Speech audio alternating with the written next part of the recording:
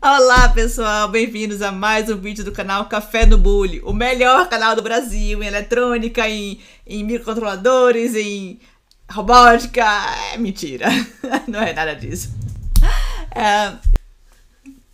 Semana passada eu publiquei um vídeo da nona jornada de inclusão digital, que foi um evento feito pela Universidade Federal do Pará, do campus Castanhal. E eu publiquei uma palestra do Alexandre Martins, né, do engenheiro de software que trabalha em várias empresas em Londres. E essa semana eu vou publicar a palestra que eu fiz para esse evento. A minha palestra era sobre o mercado do engenheiro de software para sistemas embarcados em indústrias de robótica, né? Então, eu agradeço primeiramente a professora Ieda, ao professor Clanilson, ao professor Jailton, ao professor Iomara, que me fizeram muito gentilmente o convite para participar desse evento. Foi muito bom, eu gostei muito. Então eu agradeço aos professores, eu agradeço à Faculdade de Computação de Castanhal por essa oportunidade. E eu estou publicando aqui a palestra que eu fiz na Facomp para nesse evento. E onde eu explico qual é o papel do engenheiro de software voltado para sistemas embarcados, né? Explico um pouco das empresas que eu participei no Reino Unido, que eu trabalhei no Reino Unido, e explico um pouco sobre o que o mercado exige de um profissional para essa área, né? E também eu explico algumas situações que acontecem, algumas características do mercado em si, de sistemas embarcados. Eu espero que vocês gostem do vídeo, aproveitem bastante. E sigam o canal, subscrevam o canal, ativem as notificações. E eu vejo vocês nos próximos vídeos. Muito obrigada pela presença e até lá. Tchau, tchau.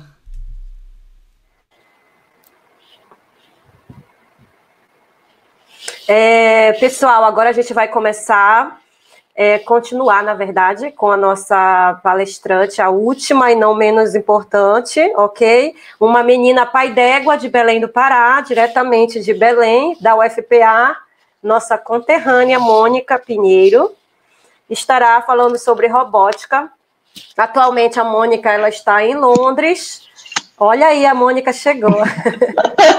Olá. Obrigada, Mônica, com quem eu tive honra também de estudar a graduação em matemática. E a Mônica, vou só um resuminho da Mônica.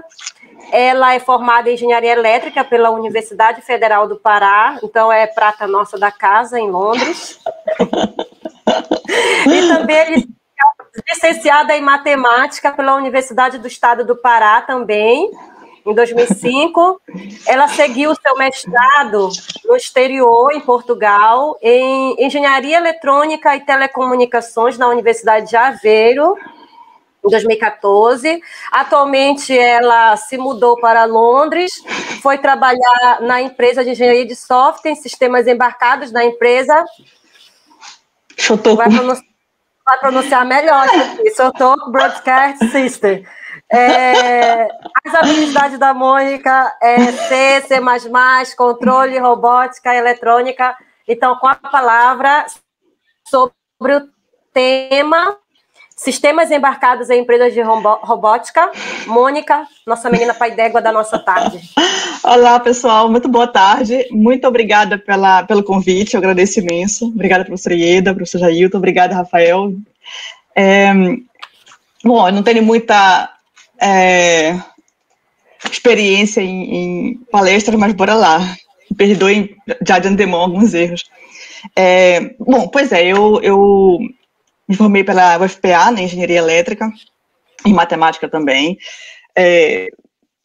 Também, assim, não tinha muita ideia do que fazer, né, quando eu terminei a graduação, mas eu queria fazer um mestrado, né, então eu fui para Aveiro fazer o mestrado, e lá eu tive o primeiro contato com sistemas embarcados, né.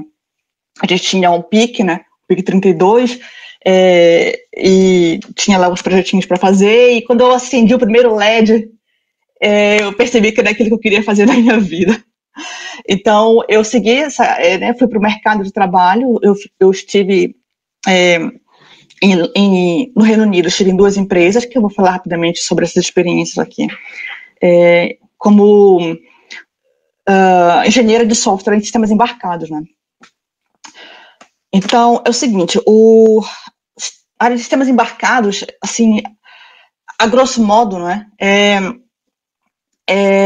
a programação de microcontroladores, né? Onde tu tens um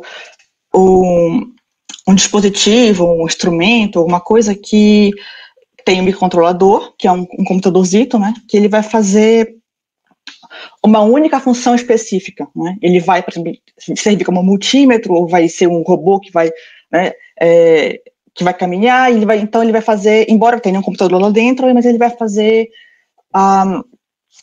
fazer aquela única função específica, né?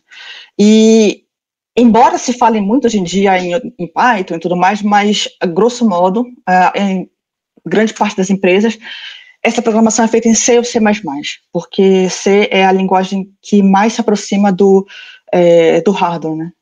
Que chama de baixo nível. Então, usando C e também C++, a gente pode programar os periféricos dos microcontroladores, né?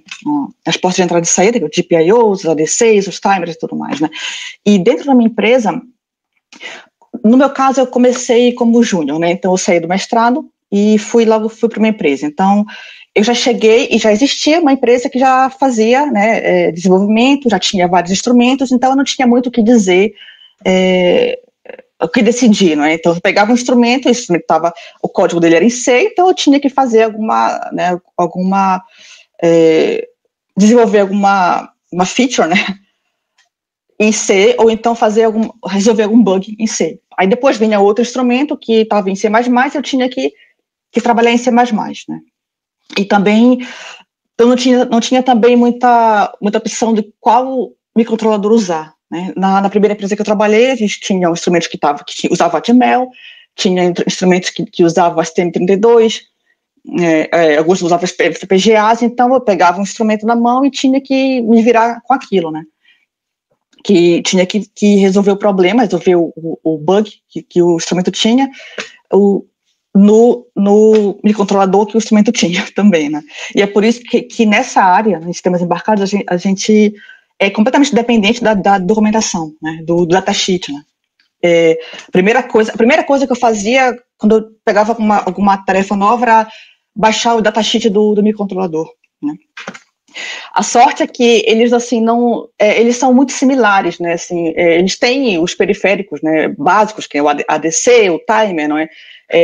Geralmente são 32 bits, então tu olhas um documento, tu olhas um datasheet de um microcontrolador, né? E é fácil passar para um outro porque tem muita coisa similar, né? Então não é uma coisa complicada, não é uma coisa assim, meu Deus, não é várias coisas diferentes, várias plataformas diferentes para aprender. Não, eles são bem similares, eles são, né, dá para associar ideias, né? E também alguns têm FPGAs também, alguns instrumentos usam FPGAs também, né?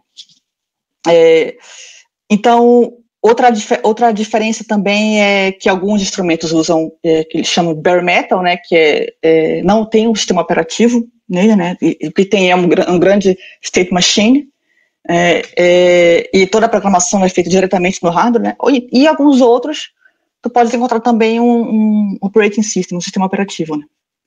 Que pode ser um RTOS, né? Micrium, dependendo do sistema. Então, esse seria o código baixo nível que um engenheiro embedded, né, embarcado, tem que usar, tem que mexer, não é? E também um código que eu chamo de código middleware, que na verdade é a aplicação, digamos assim, não é? Que são, dependendo da empresa, né?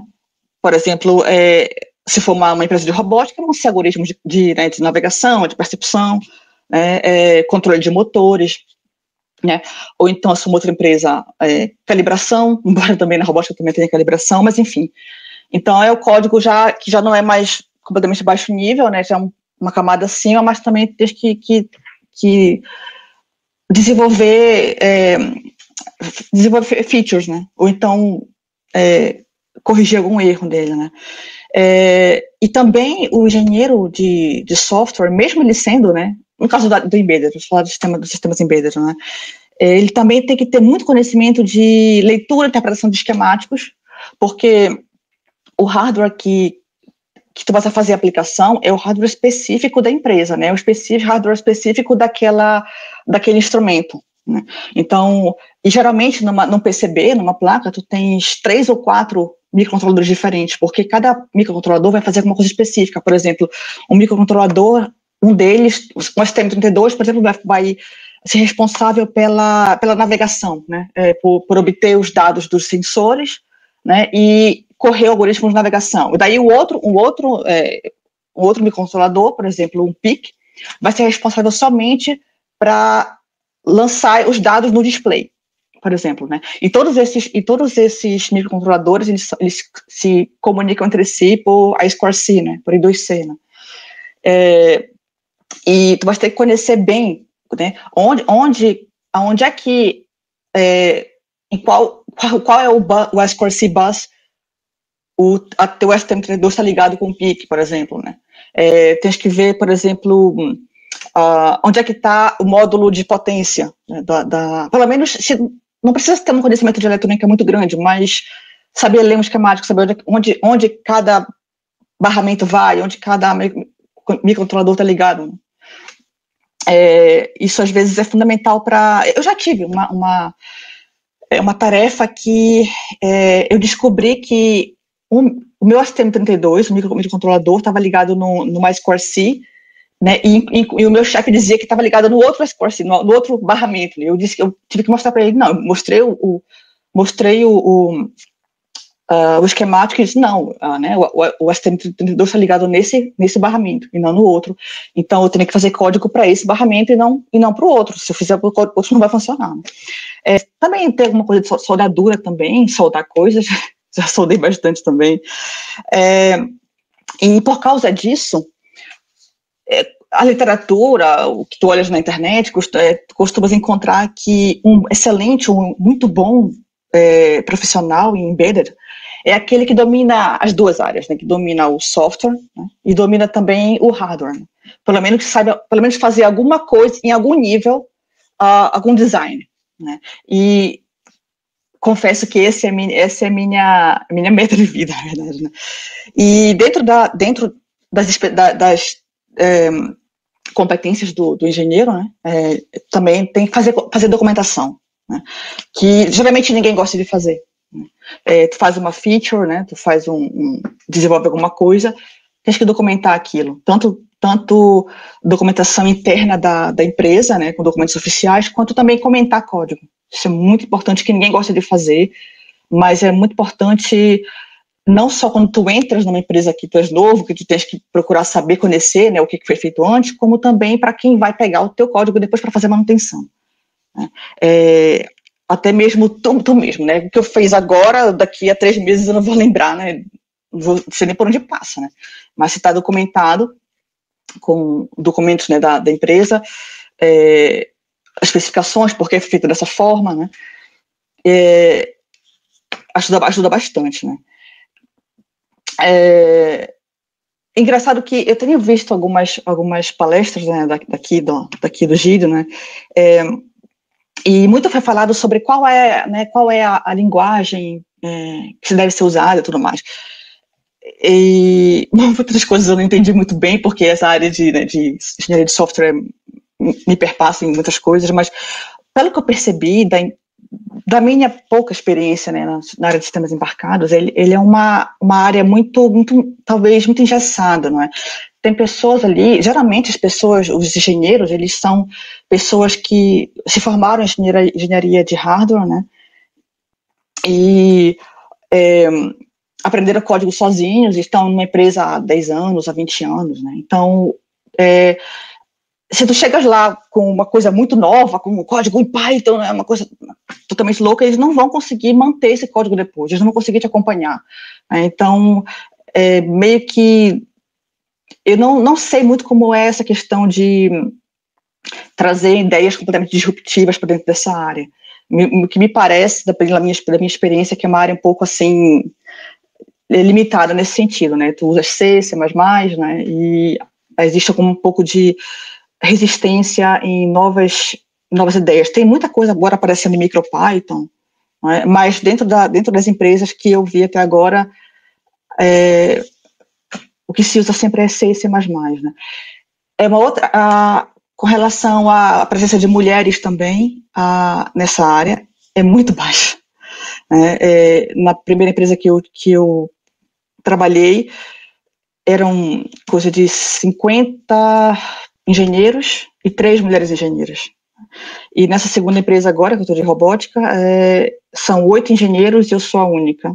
E na empresa, como a empresa é pequena, né, devem ter em torno de 60 funcionários e devem ter coisa de 3 mulheres, sendo que sou eu engenheira e as outras 2 trabalham com finanças, né. Mas que isso não seja, por favor, que isso não seja uma notícia má para as mulheres que estão aí, porque a gente muda esses paradigmas enfrentando, né, esses paradigmas, né.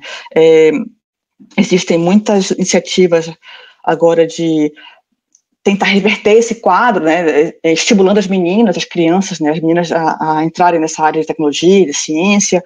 É um quadro que já se entende muito em termos de estatísticas, por que isso acontece, e com esse trabalho constante se espera que, né, no futuro a porcentagem de mulheres aumente, mas é a nossa presença enquanto mulheres nesse mercado e nós provando que nós podemos fazer o trabalho é que vai fazer a diferença. Então, por favor, meninas, não se sintam acanhadas em entrar nessa área. É uma área muito interessante, por sinal.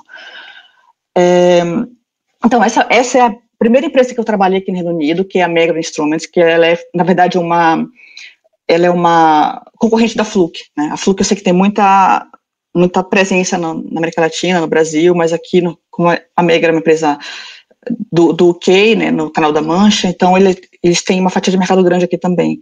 E falando rapidamente dela, não sei como está meu tempo. Ok. Eles fabricam, né, multímetros, né, terrímetros, né, multitesters, como esses aqui, por exemplo, e eles não primam tanto pela precisão dos instrumentos, mas eles primam pela segurança, né? E, por exemplo, eu já fui em feiras de eletricistas, por exemplo, né, que eu pude conversar com eletricistas e que eles dizem assim, que os instrumentos delas não têm touchscreen, né, tudo, porque, e também eles têm esse rotary switch também, não é? Porque é muito mais fácil para um eletricista que está usando aquelas luvas grossas, né, poder manusear um instrumento assim, com esses rotary switches ou com botões, e não um touchscreen, né? E a segurança, o código que a gente tem que fazer tem muito voltado para a segurança. Por exemplo, eu fiz código que fazer com que o instrumento parasse completamente, né, e colocasse uma advertência se eu tivesse tensões acima de 50 volts nos terminais, por exemplo. Então, o hardware, né, tinha sistemas de detecção dessas tensões altas, e eu tinha que, pelo software, fazer com que o instrumento parasse completamente e aparecesse na tela, né, uma mensagem de erro dizendo que, olha, tem tensões, né, para proteger o usuário, já que ele está diretamente com aquilo nas mãos, né. E também o que me foi dito também por um eletricista, por exemplo, é que ele tinha, vou esquecer agora o nome da dislexia, né? Tinha dislexia, então para ele o código de cores que a Megger tem, né, que a empresa tem, por exemplo, cada teste é uma cor específica, né? Teste de insulation, né? Vermelho, né? O teste para tensão tem uma outra cor, o teste para capacitância é laranja. Então, para ele, que tinha essa dificuldade, e também os terminais também tem uma cor específica, né? Vermelho, preto, né? Então, para ele, esse código de cores era muito importante, porque ele não precisava olhar o instrumento diretamente para escolher qual o teste que ele ia usar. Ele já sabia de antemão qual era o código de cores, né? Então, conversar com os usuários do instrumento me fez ter uma outra visão, porque antes eu fazia aquilo, era porque é assim, pronto, né? justamente são assim. Eu nunca tinha parado para pensar que isso tem toda uma lógica por trás. E quando eu descobri isso, fez muito mais sentido, me fez respeitar muito mais o cliente, né? E me fez entender muito melhor também o produto, né? Então, ok. Depois eu fui para uma outra empresa, que era uma empresa de robótica, chamada Shotoku Broadcast Systems. E o seguinte, no Reino Unido existem várias empresas que fazem isso, que fazem robôs que controlam câmeras, não é? Algumas dessas empresas, elas fazem esses robôs para câmeras, para filmes, né? Essa empresa especificamente, a Shotoku, ela faz esses robôs que é para aqueles programas tipo Sky, que passam assim 24 horas, 7 dias por semana sobre notícias, por exemplo. Então tu tens lá um apresentador, não é, sentado numa mesa, numa bancada, né, e tá lá, ele fala as notícias, e depois acaba o programa, começa outro, né, tudo mais. E esses tipos de programa, eles são assim, como a pessoa está sentada, né, os movimentos dela são muito curtos, não é? Movimentos de cabeça somente, ou, né, eles não gesticulam tanto. Então, essas câmeras, elas não fazem movimentos muito bruscos, elas fazem movimentos muito, né, suaves, e os movimentos são sempre repetitivos, sempre os mesmos. Então, assim, a câmera, ela faz aquele sweep, não é? Sempre o mesmo. Então, o que as empresas fazem, tipo aquelas Sky News e tudo mais, o que elas fazem elas, ao invés de pagar um cameraman especializado, elas compram um robô desse, que é o que a gente, né, já ouviu falar tanto, né, da tecnologia, tirar empregos. Esse é um exemplo do que acontece, né? Porque a empresa paga, sei lá, 25 mil libras, 50 mil libras por um robô desses, coloca 3 ou 4 robôs numa sala, ou então no estúdio, que é como está nessa foto, né? Ou essa aqui, coloca, né, 3, eu estou apontando para a tela, coloca 3 robôs desses num estúdio, e os robôs fazem aquele mesmo movimento, né, o tempo todo, ou então, né, aumentar o height, né, que é a altura, né, 24 horas, 7 dias por semana. Então, eles não precisam pagar um cameraman especializado, dar férias, né? Ou então 3 ou 4 cameramans para fazer esse mesmo tipo de operação, né? Então, a grande sacada desses robôs é, assim, existem os algoritmos de navegação, né? O robô precisa saber, primeiro o robô precisa saber onde ele está, ele precisa se localizar, então tu precisa calibrar os sensores para que o robô saiba onde ele está, e uma vez que o robô sabe onde ele está, os algoritmos de navegação correm, né, que é qual é a trajetória que ele vai andar numa trajetória linear, vai dar uma trajetória curva, né? Daí tem, nesse caso desses robôs dessa empresa, eles têm a possibilidade, existe aqui o que eles chamam, bem aqui, né, o que eles chamam de height, que é essa coluna que ela pode subir, não é, ou descer, e depois tem esse aqui, pode não parecer, mas esse aqui é a cabeça, aqui tá melhor, que é essa cabeça aqui, que ela tem 3 tipos de movimento, que é o pan, não é, tilt, né, aí tem o zoom e focus, que é o que controla, já são movimentos que para controlar a câmera que fica em cima dessa cabeça aqui, não é? Esse robô, ele pode ver que ele só tem esse grau de liberdade. Existem outros robôs que são tipo braços robóticos, né, tudo mais, mas esses robôs são para outros tipos de aplicações, mas esse robô específico, ele só tem esses movimentos, ele sobe aqui a altura, não é? E faz o movimento da cabeça, né? Pan, tilt, height, né? Pan, tilt, né? Aí o height era a coluna, e o zoom e o focus, que é para controlar a lente mesmo em si. E esses robôs, eles podem ser controlados tanto manualmente, por esse joystickzito aqui, quanto eles podem ser controlados à distância, né? Através do que eles chamam disso daqui, que é o control panel, né? Que é o painel de controle, né?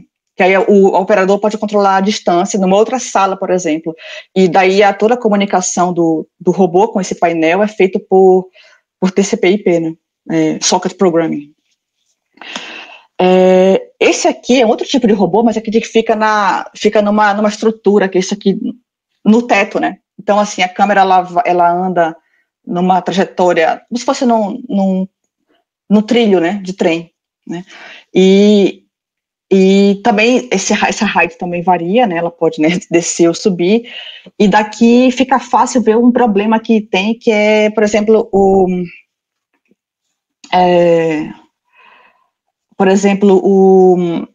centro de gravidade pode mudar, né, da câmera, ou então ela pode estar muito mais suscetível a vibrações.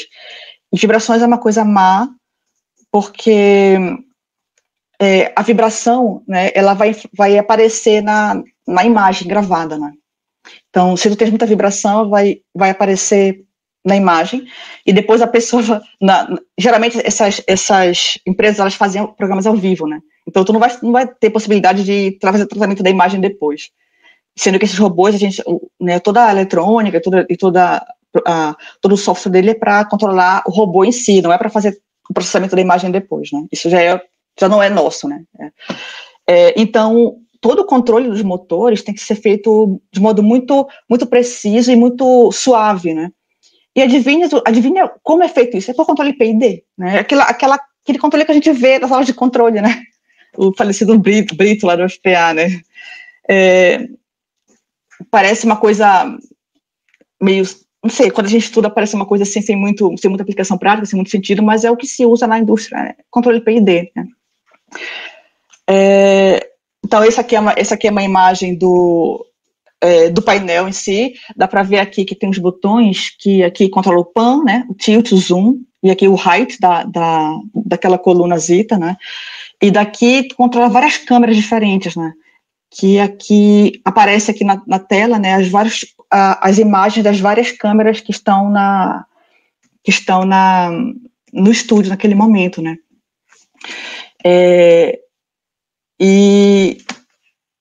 Então, na empresa que eu estou especificamente, ela não é uma empresa de inovação, né? Ela não... os algoritmos que ela usa são algoritmos que estão na indústria, estão no mercado há mais de 30 anos, né? Que são os algoritmos de localização, de navegação, por exemplo, usando landmarks, né? Esse landmarks é uma tecnologia que a gente chama de VR, que assim, a gente coloca uns discositos assim, prega no teto, né? Vários sensores e vários discositos no teto, e daí o robô ele navega, ele se orienta através desses sensores no teto. Tem uma outra empresa que chama isso de Star Tracker. Eu tenho aqui um vídeo que eu queria mostrar para vocês, não sei se eu vou conseguir passar, mas um vídeo que mostra um pouco isso, né? Sensor model, porque nós temos isso, os robôs se baseiam fortemente nos sensores, não é? Nos encoders, né? Nos tacômetros, outros, que mais? Câmeras, alguns outros robôs usam giroscópios, né? Então, a base do software é pegar esses dados, né, dos sensores, né, e tratá-los, né, e usá-los para alimentar o software com esses dados na entrada, né, num loop fechado, usando os algoritmos de PID para conseguir corrigir a rota e tudo mais, né. Ok, controle de motores elétricos, dos motores também, com PWM, isso é feito também, e calibração também, né. Essa é só uma parte, algumas das técnicas usadas, né. E imagina, tudo isso é feito em C ou C++, né. O código é complexo, o código é bem, bem denso, mas se tu fores lendo ele, né, de baixo para cima, né, desde dos códigos mais baixos, né, mais baixo nível, né, e subindo, né, dá para entender facilmente o código, dá para entender o que o robô faz, como ele faz, né. Deixa eu ver o que mais.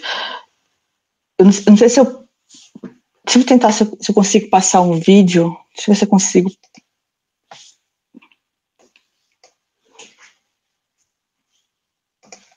Não sei se vai dar para ver aqui. Esse é o sistema do Star Tracker que eu falei, que tem os sensores em cima em cima do teto, né, para o robô fazer a localização dele. Isso é uma empresa chamada MoSys, é uma outra empresa, né, que também faz esse tipo de robôs, que a gente chama que é navegação por landmarks, né.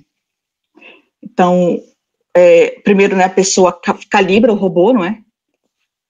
Calibra os sensores para que o robô saiba onde ele está, a posição do robô, né, que é o que o cara está fazendo aí. Eu não sei se dá para ver direito o vídeo, mas...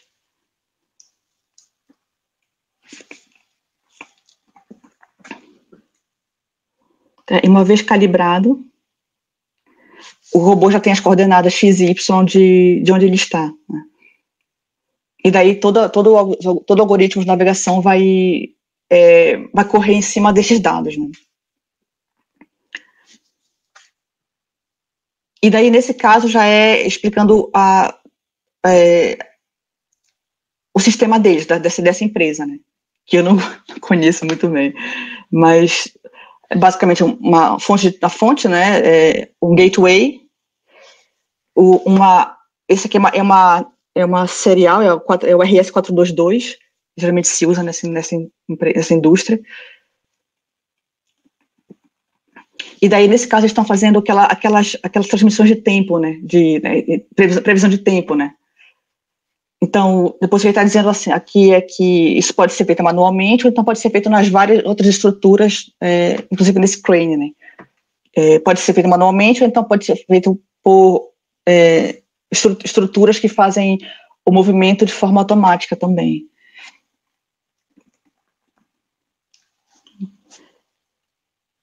Pronto, é isso. E engraçado que teve um caso assim que bugs sempre vão existir, né? Bugs no sistema. Por mais que o teu código seja muito bem feito, mas pode contar que em algum momento o robô vai perder calibração, né? Vai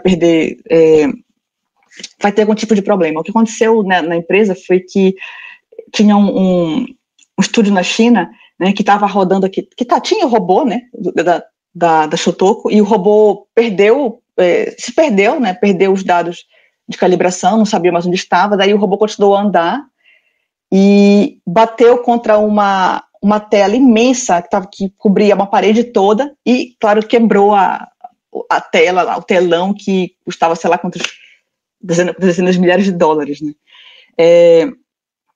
Então, nessa empresa em si, os movimentos, eles são previsíveis, não é? Eles são sempre os mesmos movimentos, tem que se dar muita atenção à vibração, né? Para que a vibração não mexa não apareça na gravação, e os movimentos são curtos, então o movimento das pessoas são curtos, né? Então o movimento da câmera também vai ser curto, né? Mas, por exemplo, tem uma outra empresa que trabalha já com filmes, por exemplo, né? Que é essa aqui, que já tem uma outra abordagem, já a necessidade da empresa já são diferentes, né? Vou mostrar aqui o vídeo, também é interessante.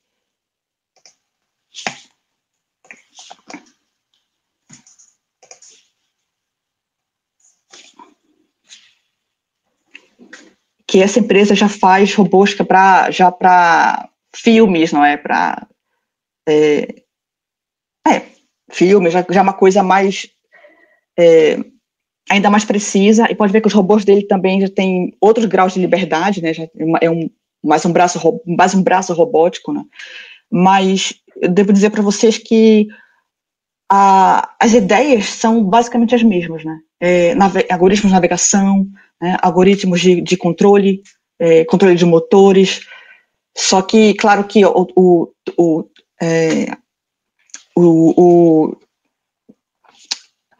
controle do PID, por exemplo, ele é muito mais refinado, muito mais fino, né, do que os outros robôs que nós já vimos, né? Mas as ideias centrais são basicamente as mesmas.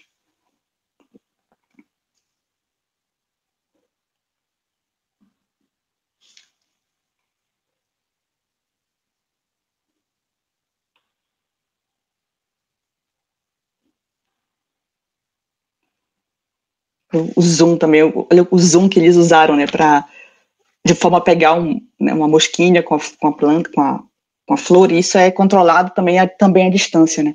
E o engraçado é que nessa pandemia, agora, surgiu uma outra necessidade, que é tentar controlar, tentar criar features, né, para que as pessoas controlem esses robôs de casa. Então, tu tens o robô no estúdio, né, mas o controlador do robô está em casa. Então, algumas empresas agora estão tentando criar isso, porque foi uma necessidade que apareceu da pandemia, né, por causa da pandemia, né.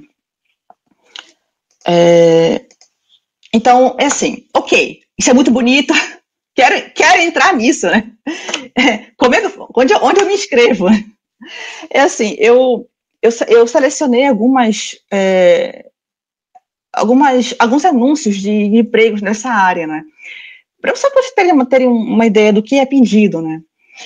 Então, assim, aqui são duas, né, que eles pedem, acho que o que todos pedem, né? Por exemplo, tu saber mexer com protocolos CAN, I2C, SPI, né, Ethernet, que é Socket Programming, né? Eles chamam 32-bit ARM Microcontroller, que é um STM32, né? Alguns também usam PIC32 também. Geralmente o que eu tenho mais visto é usar empresas usando PIC ou STM32. Saber, né, fazer código drivers, né, para motor de passo, né, para motor DC, habilidade de ler esquemáticos, né, debugging. Fazer debugging é muito importante, porque embora tu uses uma IDE, a IDE tem capacidades de debugging, né, mas, por exemplo, tu não consegue fazer debugging no motor, porque se tu parar a execução do código, o motor vai parar também. Então tu tens que fazer debugging com o motor girando, né. Então, existem técnicas para fazer esse debugging dessa forma. Ou então, fazer debugging, que eu já vi fazerem, fazer debugging usando o osciloscópio também. Né? Para te ver os sinais, né, variando no tempo, em tempo real mesmo, ou pelo menos mais próximo do real possível. Linux, né, e embora todas as empresas que eu trabalhei usem Windows, mas Linux também é uma coisa que se pede bastante, né? Então aqui também é outra mesma coisa, basicamente, habilidade de ler esquemáticos, atenção ao detalhe, né? Excelente, né, skills de TI e tudo mais, né? Mas o que eu quero mostrar para vocês é uma coisa muito mais interessante que eu achei, que esses aqui são outros anúncios, que cada tópico é um anúncio diferente, né? Então, ok, tudo bem, né? Saber mexer com sensores, com atuadores, experiência em algoritmos de controle, tudo bem, ok. Aí tem outro que fala assim, né, habilidade e vontade de mentorar jovens engenheiros júnior. Então, isso é muito comum também. Tu estás lá numa empresa, mesmo tu não és um senior nem nada, tu estás na empresa há 2 anos, 3 anos, mas aí vem um engenheiro júnior, né, e tu vais mentorá-lo, né, tu vais ajudá-lo, tu vais, né, dar o suporte para ele, tu vais dizer como é que a empresa funciona, quais são os instrumentos que a empresa fabrica, né, e isso é muito comum. E, na verdade, é bom, é gostoso fazer isso. É muito interessante, né? Que ele fala que existe possibilidade de progredir, né, para posições de liderança, se você quiser, é o que fala aqui, não é? Aqui outro fala, não, o candidato ideal tem que né, trabalhar em conjunto, né? Tem que ser, né, bom comunicador, né, muito hands-on, né, tem que fazer a coisa acontecer, né? Ter aquela pegada de fazer a coisa prática, não é? Capaz de fazer prototipagem, né? E isso é interessante porque vem daqui. Esse é outro anúncio, esse outro anúncio aqui. O que ele fala outras coisas que nós queremos ouvir falar, né? Que queremos ouvir de você, não é? Experiência com integração de sensores, com câmera, e aquele projeto de IoT que tu fizeste para o teu pai no Natal passado, né? Daí ele continua, né? Aquela app para o telefone, para celular, que tu fizeste para resolver um problema bacana. Aí ele continua, né? Experiência de código, né, com várias plataformas computacionais, como Linux, Windows, né, Mac, Raspberry Pi, Arduino, né, ou outras linguagens, Python, C, JavaScript, ou seja, o que eles estão pedindo o que eles estão pedindo o que tu pode trazer, o que tu fizeste na tua casa, aquele projeto mais bobo que tu pensas, né, na tua bancada, na mesa da cozinha, que te trouxe a experiência que eles podem usar. E uma vez eu perguntei, nessa empresa de robótica, eu perguntei para o meu chefe, por que vocês me contrataram? Né? Que eu nunca tinha trabalhado em empresa de robótica antes, né? E sabe o que ele me disse? Ele falou assim, porque tu mostraste muita, né, fizeste perguntas inteligentes, ok, né? Mas mostraste muita empolgação, muita vontade de aprender, e tu tens projetos, né? Projetos pessoais que fazes em casa.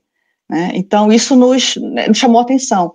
E até, na verdade, eu tive outras conversas com recrutadores e tudo mais, que as empresas, elas olharam o meu currículo, né, porque o que chamou a atenção deles foi que eu coloquei uma linha muito vaga no meu currículo, dizendo que eu fazia pequenos projetos com Arduino. E eles gostaram daquilo, porque esses projetos, a gente pensa que não é nada, que é uma bobagem, mas eles te fazem abrir a cabeça para problemas. Né? Como é um problema que existe, que tu não sabia que existia, mas que apareceu, e daí tu quebra essa cabeça para tentar resolver esse problema. Né? Como é que eu resolvo? Como é que... Né? Por exemplo, eu estava fazendo um projetinho, eu estava usando uma Tiny 85 para fazer um sensor de umidade. Né? Então eu estava lá com a Tiny, né, na bancada, né? Estava até usando o Arduino para testar o código, tudo funcionava beleza, bacana, aí eu queria colocar numa caixinha, né? Daí eu percebi, como é que eu vou alimentar isso? Porque enquanto ele estava no Arduino, ele estava alimentado pelo USB, né? 5 volts, beleza. E agora? Eu tiro do computador para colocar na caixinha e levar para o meu jardim. Como é que eu vou alimentar isso? E depois, eu tenho uma bateria de 3 volts, aquelas baterias moedas de 3 volts. Como é que eu vou transformar 3 volts em 5 volts? Ou então eu tenho, uma caixinha com 4 pilhas de 1,5 volt. Se eu colocar mais de 5 volts, eu vou queimar as portas do Atari 85. Como é que eu faço? Então eu tive que parar e pensar como é que eu ia alimentar aquele sistema, de modo que ele ficasse portátil. E daí eu tive que pesquisar como é que eu fazia isso no hardware. Como é que eu ia desenvolver, fazer um design de um boost converter. Daí, então, assim, quando tu fazes um projeto em casa, tu começas a encontrar dificuldades que tu não pensavas que existiam, e daí tu tens que te virar para descobrir, né? Ou tu vais online, ou então tu quebras a cabeça, ou pegas um livro, né, tira a poeira do livro de eletrônica da frente e aprende sobre aquilo, e aquilo vai criando conhecimento na tua cabeça. Então, quando tu chegas numa empresa, os problemas são similares, eles só aumentam de escala. O que era um problema para ti na tua bancada, que era uma coisa pequena, que às vezes até, sei lá, a tensão passou de 1 volt e tudo mais, mas é desprezível. Numa empresa eles têm um problema muito similar, mas a escala é muito maior, né? A complexidade é maior. Então, né, mas a ideia, a raiz do problema é o mesmo. Então, os caras vão querer saber como tu resolveste esse problema. Como tu descobriste, quais foram as estratégias que tu usaste para solucionar esse problema, não é? Se tu fizeste um projeto, como foi que tu fizeste? Tu começaste com os requisitos, sentaste primeiro no papel, colocaste no papel que requisitos eu quero, quantas portas de entrada eu vou precisar, eu preciso de um display ou não, eu preciso de um botão ou não. Então, ou tu foste fazendo na louca, e de repente, depois de 1 mês de trabalho, tu percebeste que precisava de um botão. Aí tiveste que voltar para trás para refazer o projeto porque tu precisava de um botão e não tinha mais porta de entrada. Essas coisas, elas te fazem crescer enquanto profissional. Elas te fazem crescer enquanto... e conhecer muito mais a área que tu estás trabalhando, no final das contas, né? Então, assim, se queres entrar nessa área de sistemas embarcados, não só robótica, mas sistemas embarcados, faz projetos em casa, faz projetos pessoais, compra um Arduino Zito, né? Compra um STM32 e vai brincando, né? Ok, como é que tu vais construir o teu portfólio, né? Para mostrar depois para empregadores, ou então para pedir aquela bolsa no laboratório, né? O que tu vais mostrar, o que tu podes oferecer, né, para o teu futuro empregador, né? Tu pode criar uma conta do GitHub, que já foi falado aqui milhões de vezes, né? Coloca teu código lá, tranquilo. Existe um site chamado The Euler Project, que eu descobri ano passado isso. É muito interessante porque é um site, deixa eu ver se eu consigo estar aqui, que ele traz vários problemas que tu pode ir fazendo em qualquer linguagem que tu quiser. Por exemplo, são problemas que vão crescendo em ordem de complexidade. Então, tu começa muito facinho, né? Por exemplo, sei lá, cria lá um código para encontrar a soma dos múltiplos de 3 e 5, todos os múltiplos de 3 e 5 abaixo de 1000.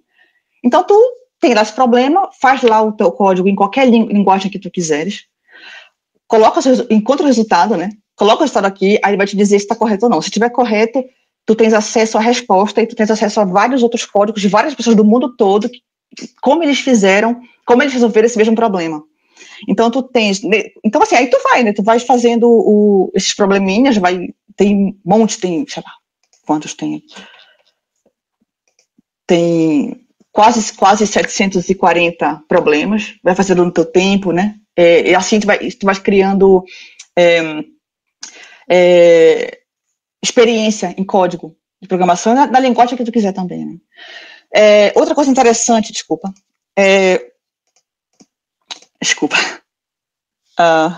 Aí.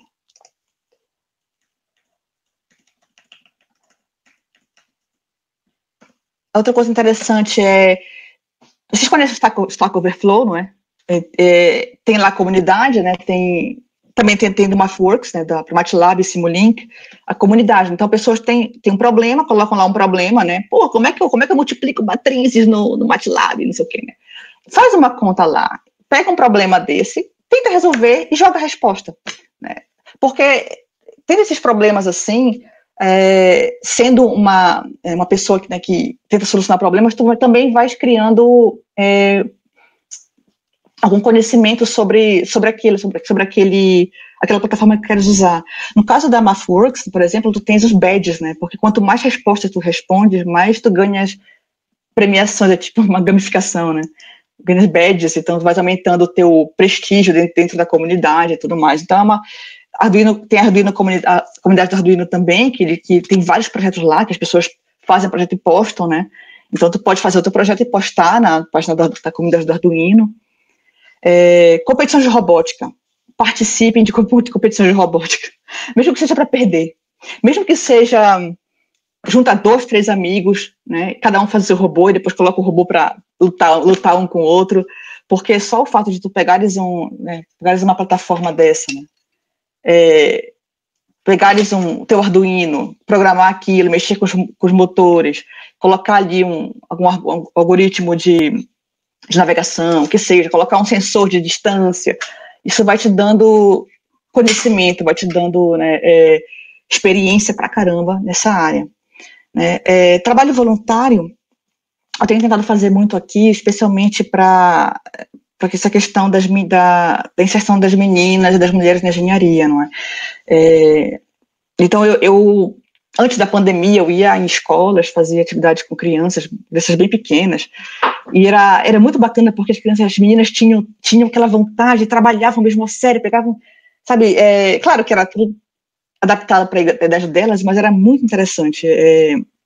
É uma forma de tentar diminuir um pouco o gap que tem de mulheres nessa área, pelo menos é o que eu posso fazer por enquanto, né? Aqui no Reino Unido tem muito que chamam de repair cafés, né? Que são pessoas que se juntam, né? Pelo menos tinha antes da pandemia também, que fazem esses cafés, que é onde as pessoas vão com alguma coisa quebrada, algum eletrodoméstico quebrado, então algum computador, né?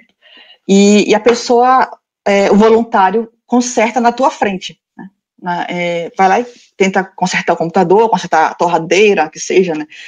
Na frente da pessoa. E tudo isso é feito em razão do que chama de right to repair, que na Europa tem, né? Que é aquela questão de você tem direito a ter seus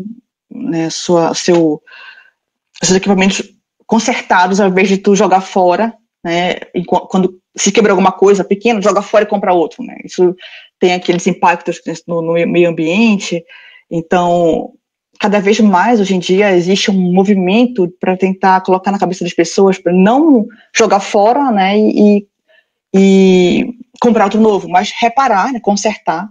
E quando tu és um voluntário nessas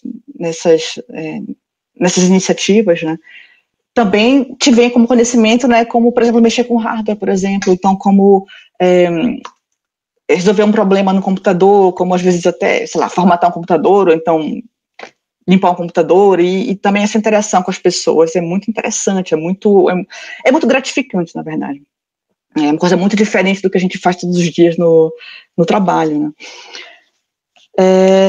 E assim, pronto, os recursos que podem ser usados nesses projetinhos que vocês têm, que vocês podem fazer, né, são, por exemplo, o Micrium, que é um Real-Time Operating System, que agora ele é muito bom, ele é muito completo, ele virou open source agora, tem documentação fartíssima online, que tu pode pegar um projeto desse, colocar no STM32, né, e a partir daí fazer código para aprender, por exemplo, sobre sistemas operacionais. Né? Queres aprender como é que funciona o Mutex, né, como funciona, sei lá, um message queue, essas coisas, né? Usa isso, que é gratuito, tu baixa da internet e colocas no teu STM32 e tá a andar, brinca com aquilo, né?